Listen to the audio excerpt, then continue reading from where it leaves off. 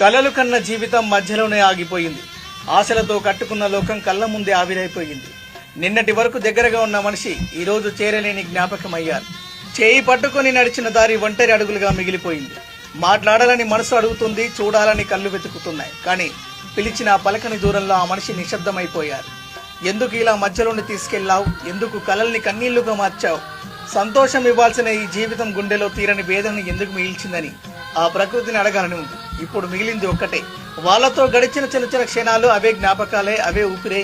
ఈ బాధ కలలు కన్న జీవితం మధ్యలోనే ఆగిపోయింది. ఆశలతో కట్టుకున్న లోకం కళ్ళ ముందే ఆవిరైపోయింది. నిన్నటి వరకు దగ్గరగా ఉన్న మనిషి ఈ రోజు చేరలేని జ్ఞాపకమయ్యారు. చేయి పట్టుకుని నడిచిన దారి ఒంటరి అడుగులుగా మిగిలిపోయింది. మాట్లాడాలని మనసు అడుగుతుంది, చూడాలని కళ్ళు వెతుకుతున్నాయి. కానీ పిలిచిన పలకని దూరంలో ఆ మనిషి నిశ్శబ్దమైపోయారు. ఎందుకు ఇలా మధ్యలోని తీసుకెళ్లావు? ఎందుకు కలల్ని కన్నీళ్లుగా మార్చావు?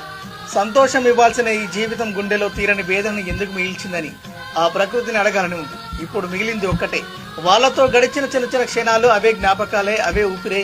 ఈ బాధ